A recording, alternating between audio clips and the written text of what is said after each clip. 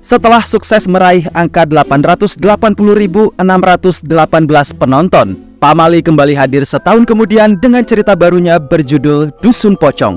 Film yang diangkat dari seri video game Pamali dengan judul The Tide Corps membawa lagi satu karakter lamanya yang dipasangkan dengan aktor baru yang didominasi oleh anak-anak muda, guys. Pamali Dusun Pocong sudah bisa kamu tonton per 12 Oktober tahun ini, dan ini dia yang gue rasakan selama menonton film ini. And universe, let's talk about it.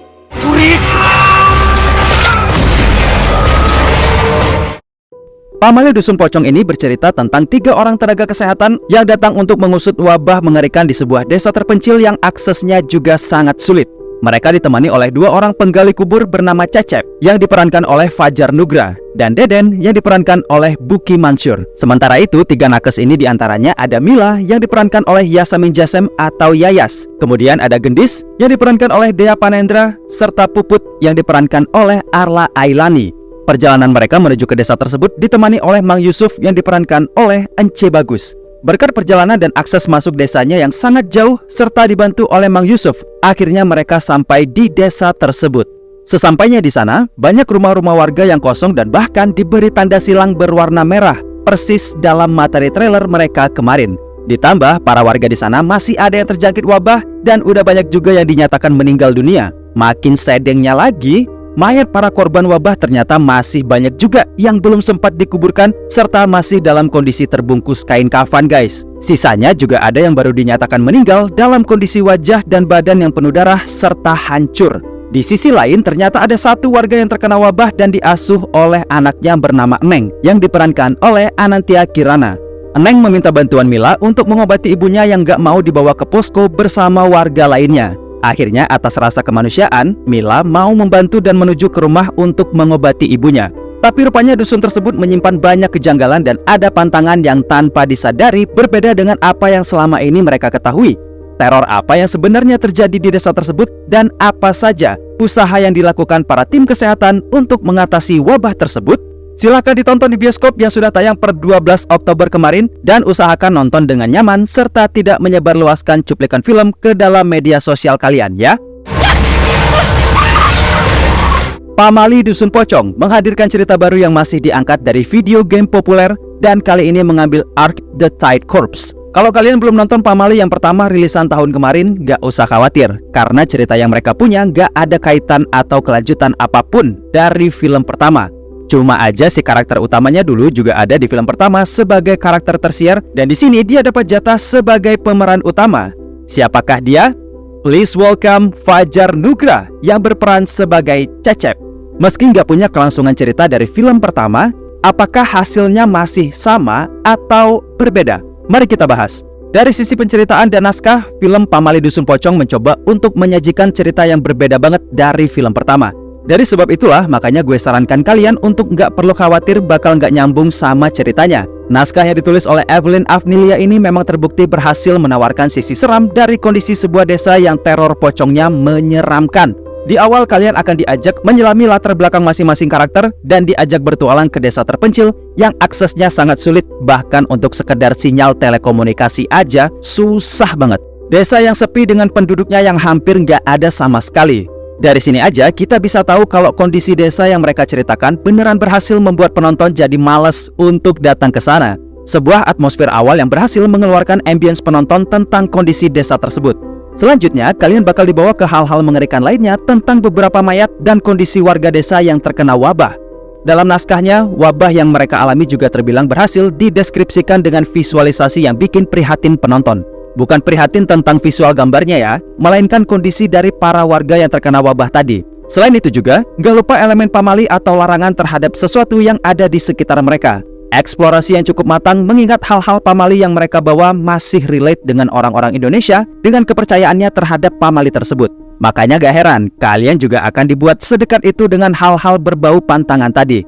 Kayak nggak boleh siul-siul malam hari, sama nggak boleh bukain payung di dalam rumah. Itu sebagian kecil dari hal pamali lainnya yang mereka bawa dalam ceritanya. Sama kayak di film pertama, di mana pantangan yang sering kita dengar sehari-hari juga menjadi elemen utama dalam saga ini. Kayak nggak boleh potong kuku malam-malam, dan lain sebagainya. Untuk genre horor lokal, Pamali Dusun Pocong berhasil mengeksplorasi hal lain yang masih sama dengan materi dalam video game. Ditambah, ada beberapa item lain dalam set dan latar ceritanya yang sekali lagi membuat antusias penonton paruh awal sampai pertengahan tetap terjaga rapi. Ditambah, elemen komedi yang dilakoni oleh sang karakter utama memang harus diakui berhasil juga dalam mencairkan suasana sekaligus menciptakan pengalaman menonton jadi nggak melulu soal ketakutan dan misteri semata. Chemistry yang apik dengan beberapa ensemble cast lain berikut dengan storyline dari masing-masing mereka yang terdevelop dengan baik. Kengerian yang mereka punya bisa jadi wahana roller coaster yang asik berkat jump scare-nya yang tergolong unpredictable. Nggak bisa diperkirakan di titik mana dan kapan momen tersebut mendatangi penonton. Terbukti hal ini cukup padat disajikan meski nggak sepanjang film isinya kaget mulu. Bosen yang ada ntar. Abis itu mereka juga punya tim make up artistik yang jago memoles sosok pocong yang serem banget dan punya momen muncul yang cukup mengganggu rasa takut kalian guys. Visualnya bagus, tampilannya udah serem, dan juga definisi role model Sugus yang bener tuh ya ada di sini salah satunya. Abis itu gue jujur menikmati angle kamera yang mereka mainkan di paruh pertengahan film. Ada modelan first person angle yang mereka sajiin yang bikin penonton serasa lagi main game FPS. Set dan lokasinya dibuat semirip mungkin dalam materi game, berikut dengan komposisi color grading yang bikin puas banget. Definisi dark atau gelap tapi nggak serta-merta susah dilihat. Nah ini nih kondisi realnya dalam film Pamali. Kemudian gue juga suka dengan para pemainnya yang didominasi oleh aktor muda dan berbakat. Jadi film ini punya penyegaran untuk penonton yang pengen lihat para aktor muda dalam mendelivery cerita Pamali Dusun Pocong lengkap dengan karakterisasi dan latar belakangnya masing-masing. Eksekusi yang mantap dan porsi yang pas. Ngomong-ngomong soal horor, di sini selain jump scare juga terselip momen gore yang beberapa di dalamnya tergolong sadis dan bikin puas juga. Dan hal ini ada semua di momen paruh pertengahan juga dalam film. Meski punya cerita yang boleh disimpulkan adalah cerita yang potensial, namun sayang ada beberapa pertanyaan penonton yang enggak terjawab dalam filmnya. Bisa gue bilang eksplorasi Pamali hanya sebatas itu saja dan lebih berfokus sama kisah para nakes atau relawan tersebut serta usaha mereka agar bisa selamat. Eksplorasi lain seperti jenis wabahnya apa, desa tersebut ada apa, dan ini itunya juga jadi terlupakan. Gak ada justifikasi soal baik buruk sebuah naskah. Bagi gue pribadi sebagai penonton memang butuh eksplorasi lebih lanjut agar ceritanya nggak ninggalin banyak pertanyaan setelah nonton bioskop. Lazimnya memang banyak juga dari penonton awam yang pengen lihat cerita film baik itu horor, drama, atau lainnya bisa disajikan dengan cerita yang kausalitasnya nggak bikin bingung, apalagi sampai ninggalin pertanyaan dari isi keseluruhan plot yang terkesan menggantung. Meskipun dari apa yang gue dengar dari para pemain gamenya, kalau di versi game memang cerita dalam gamenya nggak ada ujungnya sama sekali. Tapi paling tidak kita juga sama-sama sepakat kalau untuk diadaptasi ke dalam layar lebar, cerita tersebut boleh banget dieksplorasi lebih dalam lagi dengan penyelesaian konflik yang lebih manis juga. Nah di babak akhir, mungkin gue akan bilang kalau kalian bisa saja belum puas bahkan belum suka sama cara mereka menyelesaikan cerita dari Dusun Pocong ini. Kenapa bisa? Silahkan cari tahu sendiri di bioskop ya.